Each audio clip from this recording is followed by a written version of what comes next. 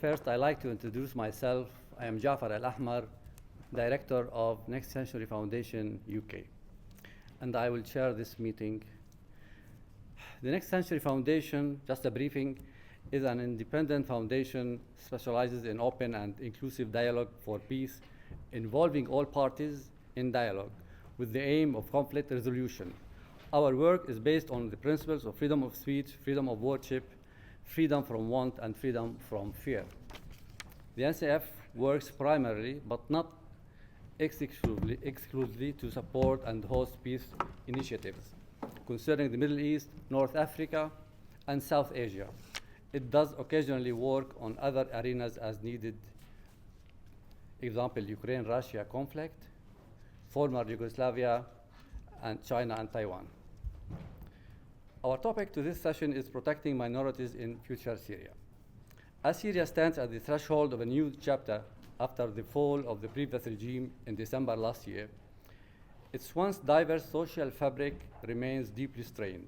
Ethnic and religious minorities, including Alawites, Kurds, Druze, and Christians, continue to face uncertainty amid the evolving political and security environment. Reports of incidents affecting communities, especially Alawites and Christians, highlight ongoing challenges. While international efforts have largely focused on political negotiations and military developments, the long-term protection, inclusion, and empowerment of Syria's minority communities remain areas in need of sustained attention. This event is a continuation of the Next Century Foundation work on Syria, where we issued many reports on the political process, the interim government, the constitutional declaration, and only last month, the NCF Next Century Foundation submitted 2 oral statements to the 59th session of the United Nations Human Rights Council here held in Geneva. The first titled Syria Treatment of Women Kidnappings, and the second was about the need of a gender responsive rebuilding process in Syria.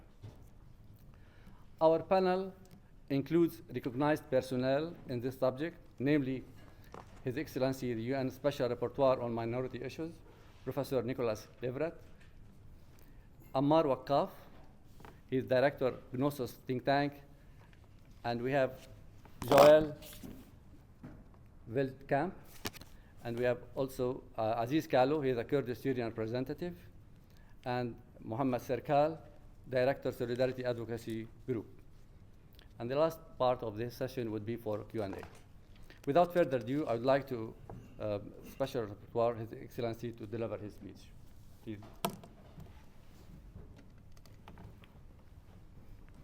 Thank you very much, Mr. Chair.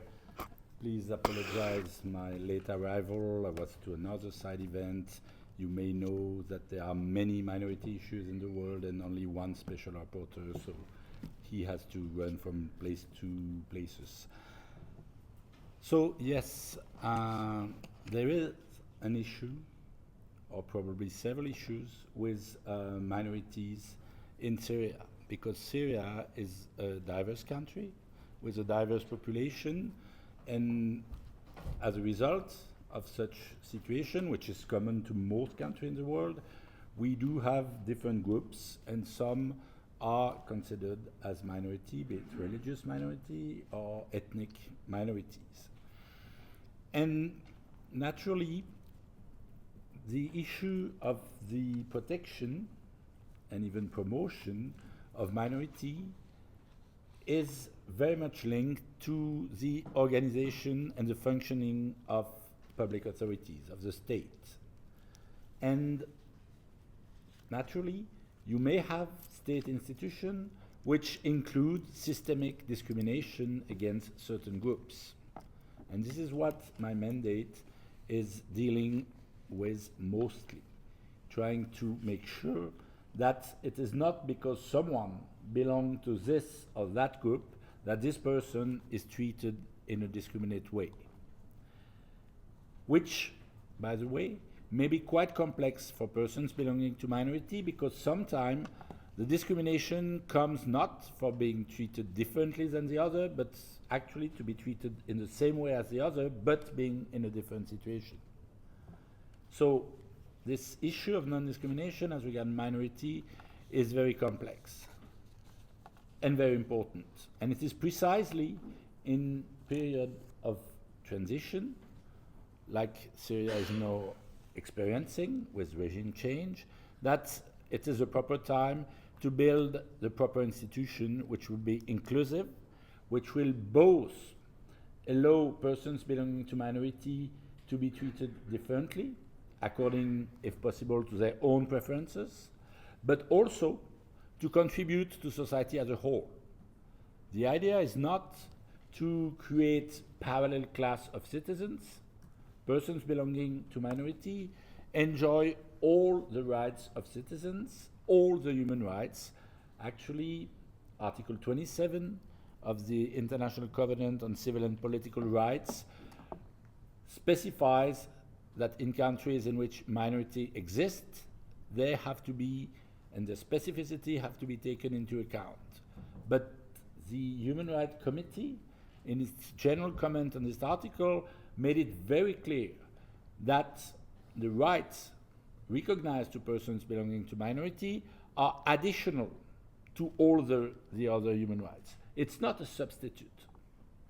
Minorities, persons belonging to minorities, are both equal and different, and have to be treated as equals, but in different situations. Now, there is also another threat to persons belonging to minority, is when within society they are being persecuted. And we know right now that there are issues of public security in Syria, and then it's not necessarily institutional discrimination, but actually attacks, actually persecution against some persons because they belong to a minority group. And so it's also one of the tasks of the state to guarantee that persons belonging to minority can live in security, safety, and naturally can enjoy all their human rights. So I would say right now, these are the two main challenges for minority issues in Syria. On the one side, to make sure that persons belonging to minority are not victims of harassment, attack, even killing. Naturally, that should not happen.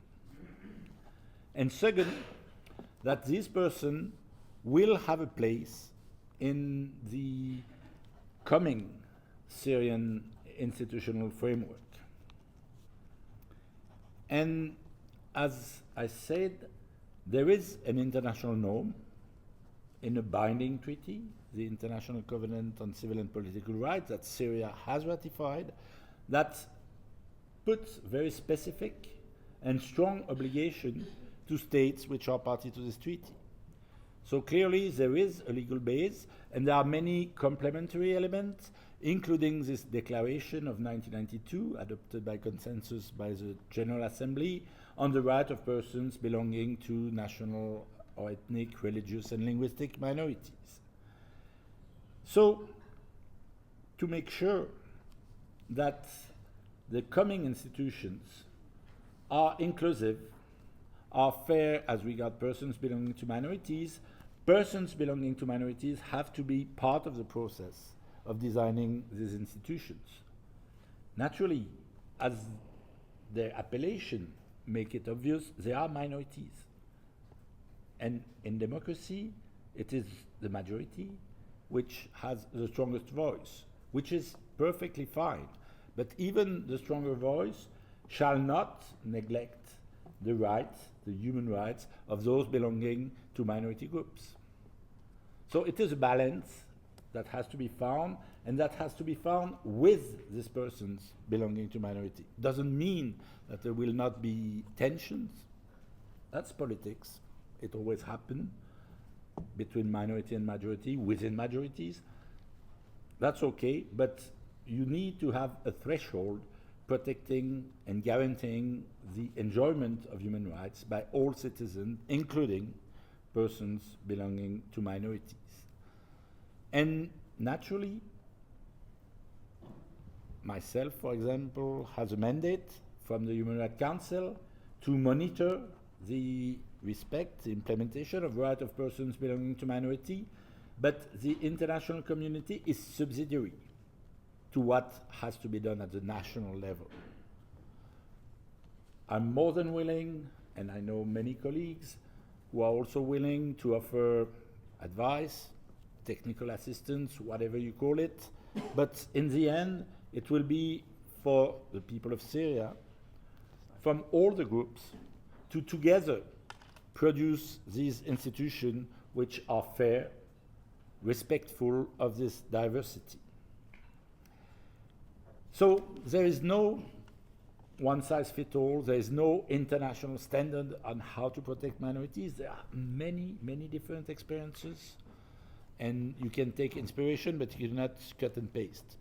It doesn't work this way. So it really has to be built from inside.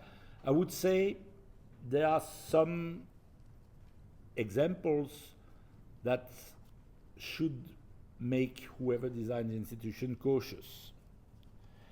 In some societies, we have built institutions which are based on the belonging of individuals to different groups, ethnic groups, religious groups, whatsoever, and it usually doesn't work. It's not a success. I want to remind you, and I will terminate with that, that in the rights of persons belonging to minority, the first right is the right to choose. A person has a right to choose to be treated as belonging to minority and respected as such, but can also choose to fully integrate in the dominant society. It's her choice, his choice, and that has to be respected. So this is why institutional systems which assign persons to a given community are usually not very functional, to say the least. So, that being said, it is a process ongoing. There are always bifurcation in those processes, and it is important, I would say, to stay on the main road, even though the main road may go in different directions. So that will be all for introductory remarks. Okay. Thank you, Excellency, for your insight, especially on your recommendations, which we may ask you some questions at the end. And now I would like to introduce, I have to apologize that we had mistake. We put Angelica Gorley instead of Mr.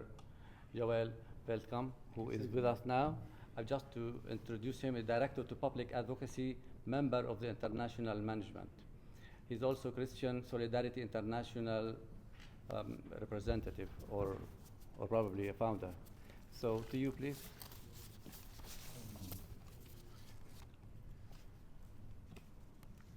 Yes, thank you very much to the Next Century Foundation for organizing this important and timely event. Thank you, Mr. Special Rapporteur, for being here with us today.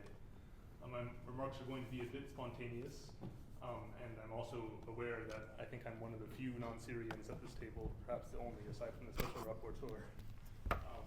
My organization, Christian Solidarity International, has a special mandate to support religious liberty and human dignity around the world. And we have a special concern for persecuted Christians and persecuted religious minorities around the world. We've been working with various churches and Christian NGOs in Syria since 2013 to support victims of the civil war and also to advocate for measures that we believe would enhance human rights in Syria. The situation in Syria today is very grave, and one index of how grave it is that we organized an event at the Human Rights Council yesterday, and we wanted to find some Syrian Christians who are willing to speak about this. A church leader, a civil rights activist, a member of civil society, and every person we reached out to said, it's not safe for me to speak at this time. My family lives in Syria, or maybe I live in Syria, or I have friends in Syria. It's not safe for them, for me to come to the UN and speak about the situation for Christians in Syria. After the fall of the Assad regime, there was justifiably a lot of excitement, a lot of hope, a lot of enthusiasm, and a lot of free speech. There was everyone who followed Syria could notice it, how free people felt to speak, to organize, to meet, even to protest in the streets. The mood has changed in the last 2 months, and I think we need to be aware of this. This is the sort of thing that can happen without us really noticing, because what we would need to notice would be silence. But people in Syria feel less free to speak than they did even 2 months ago. Meanwhile, the situation in Syria is getting much worse. The massacre of Christians at worship on All Saints' Day on June 22 in a church just steps away from the old city of Damascus in the heart of Syria has sent shockwaves through the community. This is something that has not ever happened to Christians in Syria in modern history. The last time there was violence against Christians on this scale was 1860. This is an event that has really called into question the future that Christians in Syria see for themselves in this country. I should add also that the reaction of the Syrian government to this terrorist attack has been wanting, which Syrian church leaders have said openly. I'm not saying anything that they haven't said. That the president of Syria has not visited the church that was bombed. He did not attend the funeral. He used a certain Arabic word, qaddu, which I think I'm mispronouncing, but a word that's different than the word for martyrs to describe the people who died in the attack. Words that clearly, as a special rapporteur indicated, set Christians outside of the framework of the nation. As if to say, when Christians die in Syria at the hands of Syria's enemies, they aren't really Syrians anymore. They never really belonged here. I think I'll just finish my short remarks here by referring again to the case of Suleiman Khalil, who is the former mayor of a town in Syria called Saadad, who organized the defense of Saadad against the Islamic State when the Islamic State attacked his town in 2015. He's regarded locally as a hero. He was not a member of the Ba'ath Party. He was not a combatant in the civil war. And when the Assad regime fell in December, he celebrated along with many other Syrians. I know this because he sent me a voice message celebrating, laughing with happiness. He has been detained since February 8 by the new government. No lawyer, no access to his family, no communications to the outside world. This is a very concrete case where the new Syrian government could demonstrate its commitment to protection for minorities and equal participation for minorities and political inclusivity if they would simply release Suleiman Khalil. And Mr. Special Rapporteur, I'm not sure if that falls within your mandate exactly, but if you have any communications with the Syrian government, this is, I think, a very concrete and simple ask. Suleiman Khalil should be released from prison. Thank you very much, and I look forward to the other presentations. Thank you, Mr. Veldkamp, for your speech. And now we turn to Mr. Ammar Waqqaf. Ammar Waqqaf is the director of GNOSOS think tank UK. Recently launched what we call initiative Syrian Representation Engagement for Peace in Syria. And he is also activist on human rights. To you, Ammar. I would like first to thank Next Century Foundation for the opportunity. CREP has, as an initiative, Syrian Representation for and Engagement for Peace is an initiative within GNOSOS itself to try to bring the voices of the aggrieved to the outside world, because not many people are either willing to speak or finding enough channels, and also developing ideas on finding solutions to for those aggrieved. I would like to pick up on what Mr. Jules said about the martyrdom of the church dead.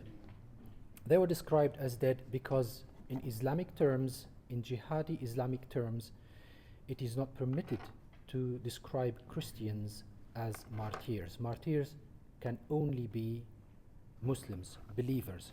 Infidels can never be martyrs. This encompasses the problem that we have, which is the jihadi, Salafi, a minority in its own right, but it's currently governing a big country, and it has its own idea of looking at things. I come from the Alawite minority myself. I've never felt Alawite in my life as I did in the past few months. I was always Syrian. I could always communicate with people. But now I have to think differently because I have to represent people who are, or a community that is basically headless. Now, in times of change, many things happen. And it's, you know, accidents happen and all that stuff. What needs to be done, I can describe to, you know, till tomorrow, all the atrocities that I have heard. CREP has listened, and it has accumulated certain evidence about the atrocities in Syria, especially during the months of March. Also the kidnapped ladies and so on. But let's forget about all that and think how this could be rectified and how these atrocities should not be permitted to be on a sustainable scale. First of all, the authority itself should engage with the community. We need to encourage the authority itself to engage with the community, both in legal terms and also political terms. It doesn't have to be there are so many thoughts. There is the school of thought that minorities' rights and cultures should be enshrined like in a constitution or something, but also in an objective way. Minorities, especially in Syria, could play a big role in creating a progressive community along with the Sunni progressive faction, so to speak. So there are quite a few solutions, but the authority itself need to engage. Now, we have delivered the voice to the Parliament of the United Kingdom, the House of Commons, to the Dutch Parliament, and to other places. And we need to engage more, and we're most open about how to do this. But I would like to take the chance of Your Excellency's presence to speak about the UN and international communities. In the past week, Mr. Paulo Sergio Pinheiro, he made a special statement, oral statement, and I would like to read you one excerpt of it to explain how important the UN is. Hold on, let me find. It reads, part of it, it reads, he's speaking about the massacres in March, mainly. The retaliatory attacks, I'm quoting, the retaliatory attacks witnessed in the coast in March and seen on a smaller scale in other parts of the country are in part a response to 5 decades of systematic crimes perpetrated by security forces with impunity, which affected all Syrians. They were further inflamed by actions taken by previous successive Assad-led governments and that pitted communities against each other, or one another. To me, this sort of statement partly condones what took place. It's just like, it is equivalent to telling a lady that has been raped that her dressing is partly a cause for that action. It is very dangerous to speak like this. Now, part of what I have learned, I've been in contact, and those of you who deal with human rights stuff must have been also in contact with people who are aggrieved. It is very painful. It is not for the faint-hearted. It's very painful to listen to a lady describing how she was gang raped. We cannot condone atrocities against minorities, especially if they are fueled by a doctrine, just like the martyr stuff. Alawites are infidels. Christians are infidels. Ismailis, Yazidis are infidels. Last week, a lady was released from Syria and went back to Iraq. She's of the Yazidi community over there. The Yazidis in Iraq were never responsible for any oppression against no matter who in Iraq. This is a doctrine that allows a certain group of people to commit crimes with impunity from God. They are not governed by our laws. They are governed by Sharia law. God is listening, not the judge, not the police. God is listening. And if certain circumstances are there in times of war, then I am allowed to kill, rape, steal, rob, do whatever I want, and God will not even flinch. This is not local to Syria. This is all around the world. I could give examples. And we need to address this. And we need, and I would ask the UN, represented by your good self, sir, to be a little bit more critical. Because not only we need to allow the current authorities to engage or encourage them to engage, we also need to ensure them that someone is watching. They need to feel some accountability. And with that, I would like to end my presentation. Thank you very much for the opportunity. Thanks. Thank you, Ammar, for your insight, which we may come back later on some questions regarding the responsibility of communities on the atrocities committed by previous regime. What is the responsibility of is it personal or is it collective? This is a very severe question to be asked, really. Now I would like to introduce our next speaker, Azziz Kalo. He is a Kurdish-Syrian activist.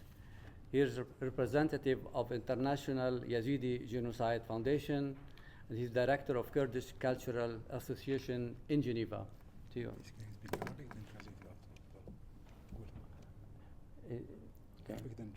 Okay, he speaks in Arabic, and because there is no translation, so we'll try to translate briefly. I can translate. Thank you, Ammar. شكرا سيد الرئيس. Okay. Thank you. السيدات والسادة الحضور، أصحاب السعادة والحضور الكريم، أسعد الله أوقاتكم بكل خير. يتحدث إليكم Ladies and gentlemen, hello, and thanks for coming. يتحدث إليكم عزيز كالو ممثل الجمعية الثقافية الكردية في جنيف. Aziz Kalo is speaking. He's the representative of the Kurdish Cultural Society in Geneva. سعادة البروفيسور نيكولاس المقرر الخاص لشؤون الأقليات في الأمم المتحدة. Mr. Nicolas, Your Excellency, Rapporteur for Special Rapporteur for Minorities. نتوجه إليكم اليوم باسم شريحة واسعة من أبناء المكون الكردي في سوريا. We address you today in the name of a wide variety of the Kurdish minority in Syria. لنعرض أمامكم واقعا طويلا من الأقصاء الممنهج والاضطهاد السياسي والإداري. To express to you concerns about long ongoing marginalization, both cultural and political, الذي تعرض له هذا المكون لعقود طويلة. that this special Syrian branch, Kurdish, have suffered for long decades. ولا تزال تداعياته قائمة حتى في مرحلة راهنة. And its consequences are still ripe even until this moment in time, التي يفترض أنها الانتقالية نحو مستقبل ديمقراطي which should be a phase for moving on to a more democratic future يضمن العدالة والمساواة لجميع السوريين. that would guarantee equality and justice for all Syrians. إن ما يعانيه الكرد في سوريا لم يبدأ مع الأحداث الأخيرة، The Kurds are suffering hasn't started with the recent events. بل يمتد من جذوره إلى أواخر خمسينات القرن الماضي، It goes back to the late 50s of the past century, بدءا من الحقبة الناصرية. starting with the Nasri regime in Syria. ففي عام 1962 نفذ إحصاء استثنائي في محافظة الحسكة In 1962, there was a special consensus in the governorate of Al-Hasaka, northeast, جرد بموجبه مئات الآلاف من الكرد من جنسيتهم السورية، according to which hundreds of thousands of Kurds were deprived of their Syrian nationality. طبعا وأنا أحد الضحايا، He is one of the victims of that consensus, مما أدى إلى حرمانه من أبسط حقوق المواطنة، ومنها الحق في التعليم والتملك والعمل والتنقل. which resulted in him being deprived from the most basic of citizenship rights like education, right to work and possessions and all that stuff. وفي زمن البعث، This is in the Al-Ba'ath regime. وخصوصا ما بعد عام 1974 طبق ما عرف بمشروع الحزام العربي، Especially after year 1974, there was the Arabic Belt project, الذي استهدف تغيير التركيبة السكانية للمناطق ذات الغالبية الكردية على الشريط الحدودي which مع تركيا. targeted نعم، استهداف تغيير التركيبة السكانية للمناطق الحدودية مع تركيا ذات أغلبية الكردية بالمسلسل الحدودي. which aimed at changing the demography of the border areas along Turkey, border areas with Turkey. عبر مصادرة الآلاف الهكتارات من الأراضي الزراعية المملوكة للأهالي الكرد. Through confiscating thousands of hectares of agricultural land that is owned by Kurdish people. والتوزيع على عائلات العربية نقلت من محافظة الرقة. And distributing those lands onto Arabic families that were transferred from Al-Raqqa governorate. وتم توطينها في تلك المناطق. They were settled in those areas. كما تم الاستيلاء على ممتلكات الفلاحين والملاكين الكرد. Kurdish owners and peasants' lands were also confiscated. والتحويل إلى ما يسمى حينها بمزارع الدولة. They were turned at the time into something called state farms. في خطوة ممنهجة لإعادة تشكيل ديموغرافي المنطقة. In a very systematic way of reforming the whole demography of the region. اليوم وفي ظل مرحلة يفترض أنها انتقالية. Today, at a phase that is supposed to be a transitional one نحو العدالة والديمقراطية. towards justice and democracy, نأسف لرؤية الاستمرار نهج الأقصاء ذاته. we are very sorry to see the same practice of discrimination من خلال أعلان دستوري يفتقر إلى القبول المجتمعي. through a constitutional declaration that has or lacks community acceptance والتشكيل حكومة انتقالية لا تعكس التعددية الوطنية. and forming of a government that does not reflect plurality within or national plurality. بل تكرس الأقصاء السياسي بحق المكون الكردي.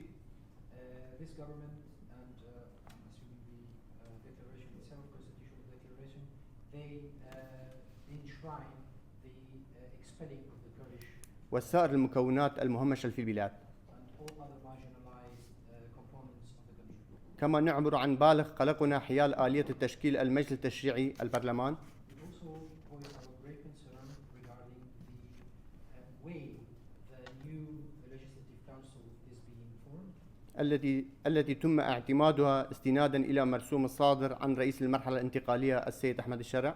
which was adopted via a decree by the head of the transitional authority, Mr. Ahmed. والذي تضمن ضوابط وإجراء تقصي شرائح واسعة من السوريين. which confirms and the expelling of large swaths and large segments of the Syrian society. إن هذا الإجراء يفتقر إلى أسس القانونية والعدالة. This procedure lacks the basics of legal and justice, lacks legal and justice basis. ويكرس التمييز المؤسسي ضد فئة لطالما عانت من التهميش. It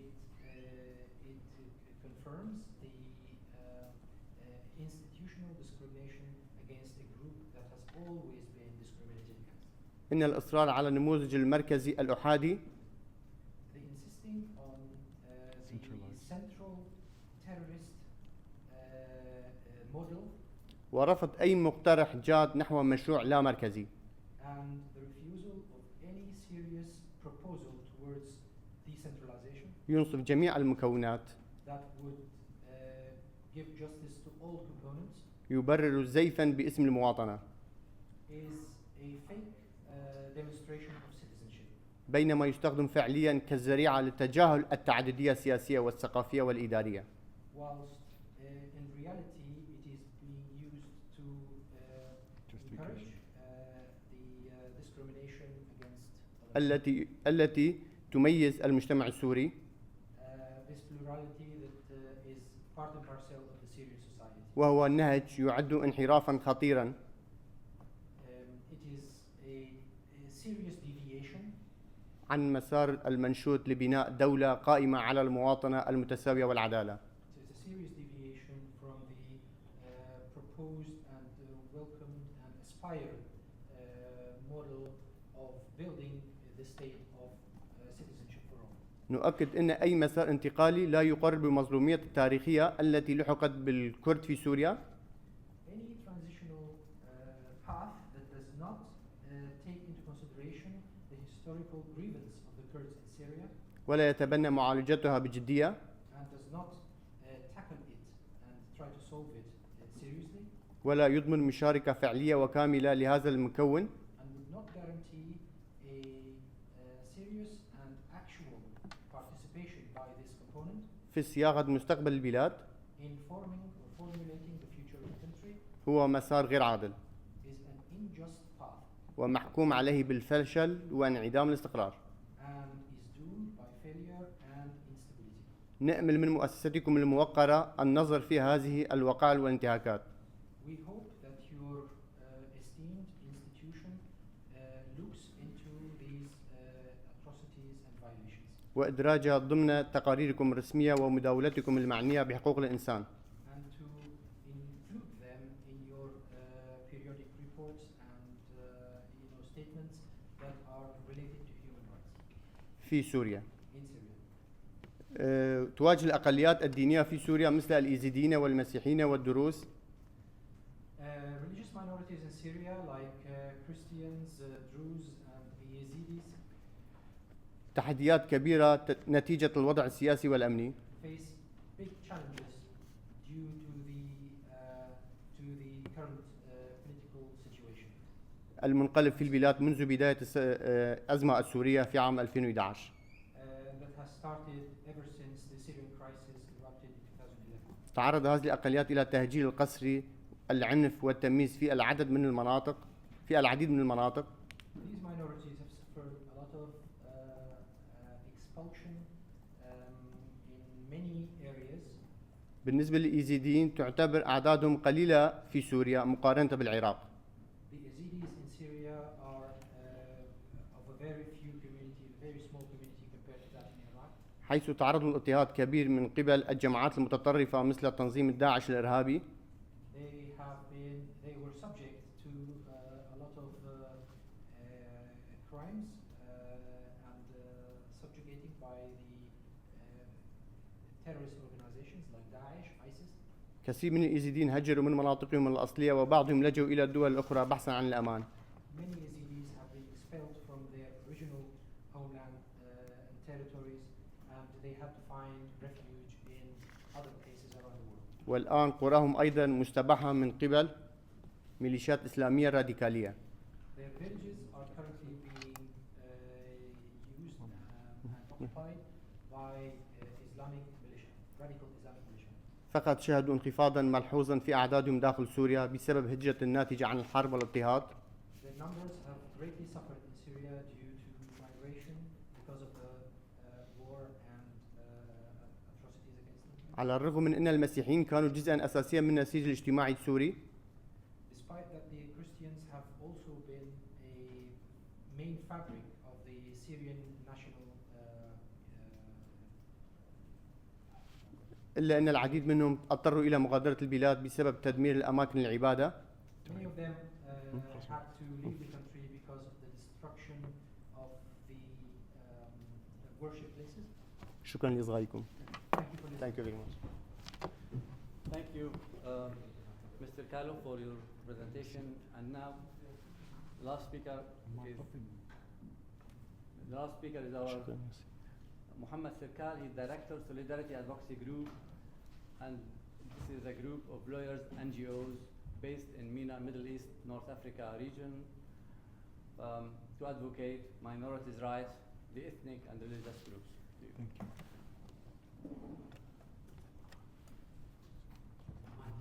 مايك شغل.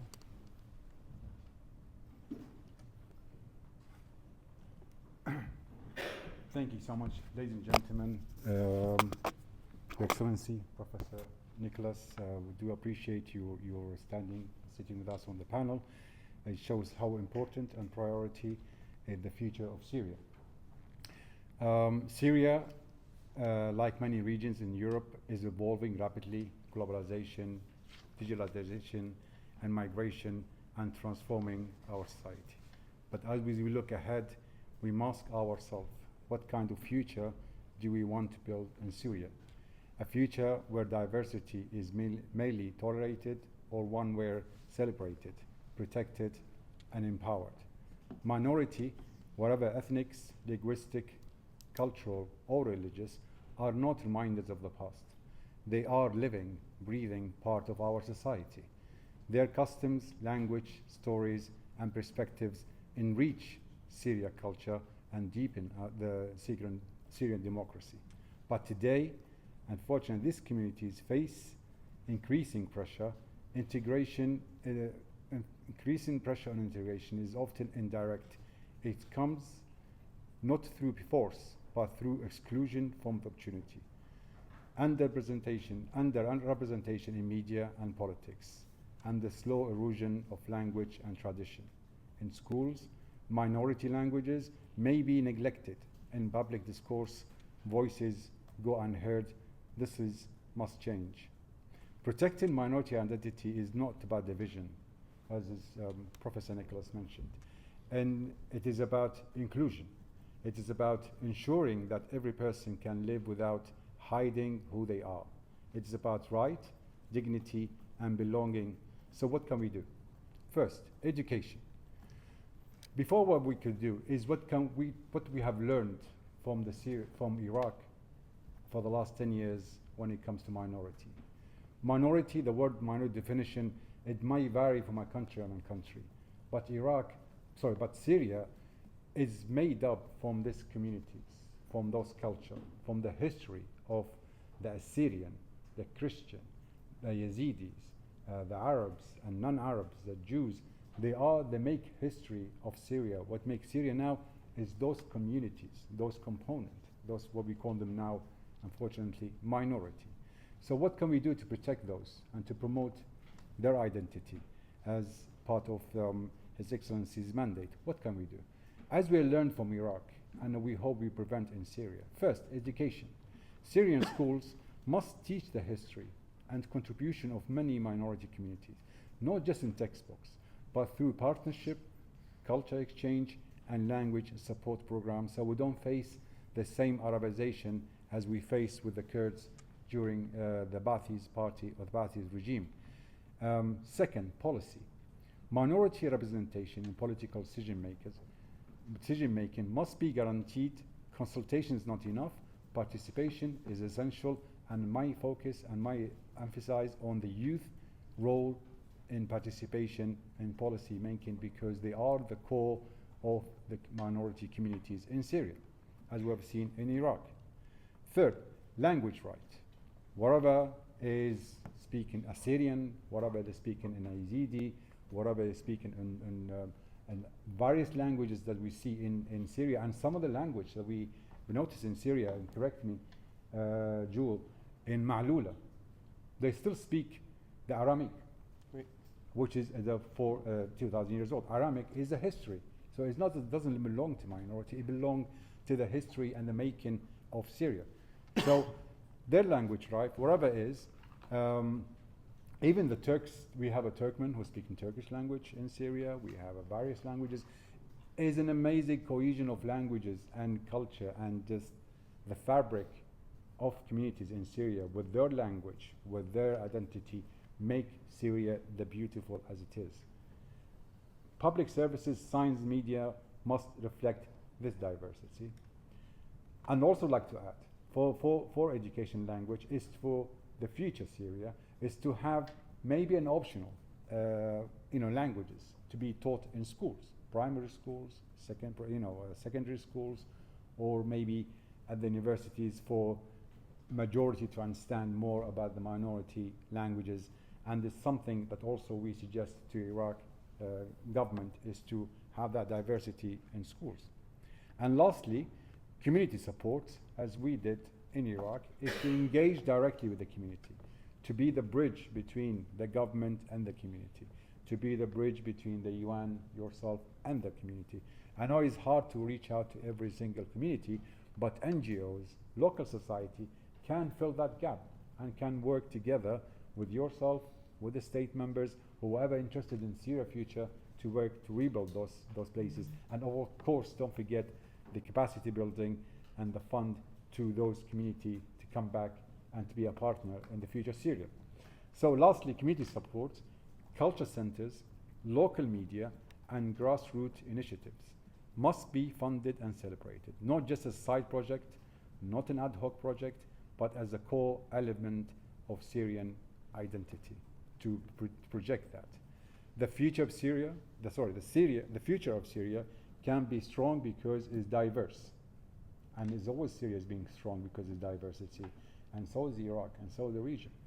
Not in spite of, but protecting minority identity will build a region that is fairer, more vibrant, and more united. So, we're not talking about segregating minority from the majority, but how we can have inclusion integration without losing their identity, which is include language, religion, and culture or tradition. That's what we try to aim in the future here. And thank you so much, Next Century Foundation, for giving this opportunity. Thank you, Mohammed. A lot of questions to the rapporteur. If allow me, yes, and just a question, if I may, to the rapporteur so he can summarize. The challenges, as he put it, are two main challenges: the security and safety of the minorities, and the second is the inclusion. I can put it in brief, inclusion. But at the same time, you said that this is not a success always. You didn't, representing the groups as minorities in power sharing might not be successful. I'd like to hear from you the examples which you are referring to, if I may, and then you will answer all the questions regarding the inclusion in this. Thank you. And then, we'll take all the okay, question. please do. Can I go first? Yes. Thank you very much. My name is Mustafa. I'm representing Barzani Charity Foundation in Iraq. Thank you for everyone, particularly Professor Nicolas, and being here. Obviously, the security and the safety of Syria is not just important for the Syrian people, but also for the whole region. What we have seen so far, it's the regime change not always necessarily bring peace and security and prosperity. As the gentleman said, the Christian never been attacked in the last 200 plus years. This is the first time, and this is really a signs of, I would say, the incoming insecurity, not just for this minority such as the Christian, but also for the rest of other minorities as well. We are gravely concerned about the massacre that's committed by this malicious Islamic extremist group committed crime against the Alawati. What happened in the past may or may not, but this is nothing to do with the community, and the community shouldn't be blamed for. So therefore, and then as well as for the Kurdish community as well. So for the Syria, I think Your Excellency, the Special Rapporteur, probably have a whole responsibility and the task really to bring all this community together. And we recommend the international intervention for a long period of time to Syria to stable, because currently the reality is, although everybody wish and hope the Syria could be succeed and then be a peaceful country, but the reality is not many people in the region really trust this current regime simply because their background is too much to bear. Thank you. Thank you. Thank you. Another question? Please. I was wondering to what extent... Could you please, who you are and affiliation with? Do you hear me? Yes. I was wondering to what extent an agreement related to disarmament and autonomy between the SDF, more generally the Kurdish community, and the Syrian authorities could be reachable. Thank you. Could you please tell us your name, your affiliation? My Fush, Early Warning Analytics, UNHCR. Thank you. Thank you. Please. Lot of questions? Yes. And there are a lot of. Oh, sorry. One more question, if you, yeah, okay, you may. yeah, sure. Please. Go ahead. Thank you. Just two quick comments, please. The issue is, yes, minority communities or communities who are not of the majority, because the term minority is unusual for Syrian communities. So we need to recognize also the historical negative connotation of the terminology. And recognizing the diversity and celebrating the diversity is a bit different from giving the label of minority. So we need also to be aware, while we are calling for equal rights and equal access to rights to all groups, we need to be aware also of the consequences of certain labels. In the historical linguistic context of the Arab world, not only Syria. And my second point is, it's not only the Declaration on Protection of Minorities that is relevant framework here, but the International Bill of Human Rights in itself, in all the articles that emphasize non-discrimination, that have been actually ratified by the Syrian government and the Syrian parliament, are very relevant tools. So we do have relevant, effective tools that can guarantee equality and equal rights to all citizens. So the Syrians aspire to equal citizenship rights, not to the labels of minorities, as I understand it. And just last point, we need to be aware, it's not only minorities are targeted. There has been violence against minorities because of their identity, but other groups also and other citizens have been targeted and they have been subject to violence. So we need not to forget that. Okay. Thank you very much for the question. And now His Excellency will answer the questions in the last 5 minutes, and we will end our session. To you. Thank you very much. Thank you very much for all these questions. I will have to go a bit quick. Many of these questions would require long answers. But when you ask first about failed examples, I was, for example, thinking of Lebanon, Bosnia and Herzegovina. I'm from Lebanon. Well, I'm not sure it is presently a success of governance. And I guess the institutional system, at least it's my view, and again, I'm not intervening in any internal affair of any states, but obviously the governance scheme is not very optimal, to say the least. What happened in the past and the role of persons belonging to minority or minorities themselves?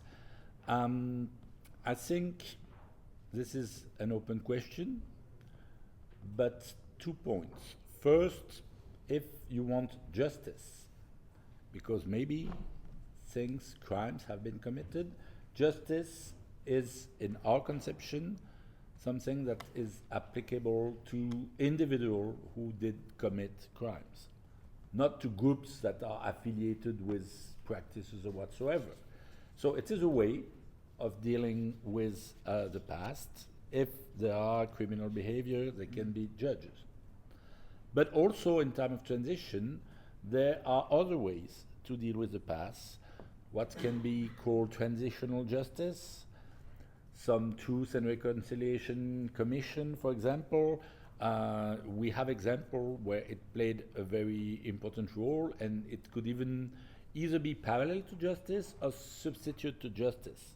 For example, what has been done and is still being done in Colombia, where you both have judgments, and in parallel this process of transitional justice, and if those who have been judged do play the game, if I may say, do play according to this transitional justice, then it may be substituted to prison condemnation and so on. So there are different ways.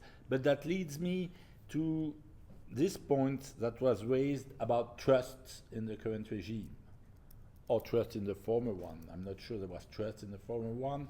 Very obviously, the former one had force to enforce its policies, and trust is very important. Trust does not pop up like that immediately, especially in a period where you have a regime change, where you do have a degree of violence. You were right to say it's not only persons belonging to minority. There is a degree of insecurity, a degree of violence, and naturally that does not help to build trust. So trust comes through this process of institution building, of state rebuilding, and this is certainly a central element that has to be taken into account. Without trust, yes, trust with different communities and with different values. Yes, there are different faiths, and it's not always easy to accept that we see and we understand things differently. But if we do not have a sufficient level of trust, it will never work.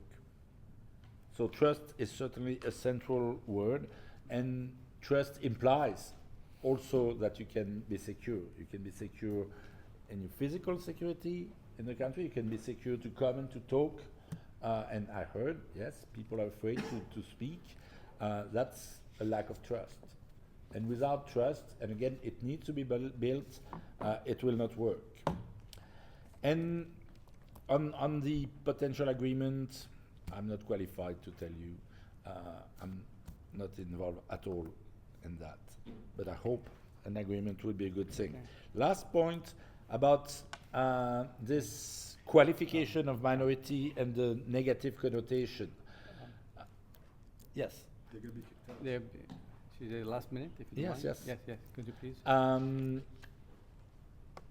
Sure. We have words do matter. Okay. We do have linguistic minorities, so it's also linked to language. So language is not neutral, but language is not definitive. Everything needs to be rebuilt. Minority is a relative term, because basically if you have a minority, it's compared to a larger group. So I understand, and maybe it's other wording that is better, but the fact is that you have different groups and it has to be taken into account. And again, it's a matter of trust. Okay. And I quoted the International Convention on Civil and Political Rights. Yes, that's the legal basis. The International Bill of Human Rights, it's a bit more difficult, but we can speak about it later. Thank you very much. I would like to thank you very much, Rapporteur, Your Excellency, for your contribution, and I'd like to thank everybody who was attending this meeting this afternoon. Long day. Thank you very much.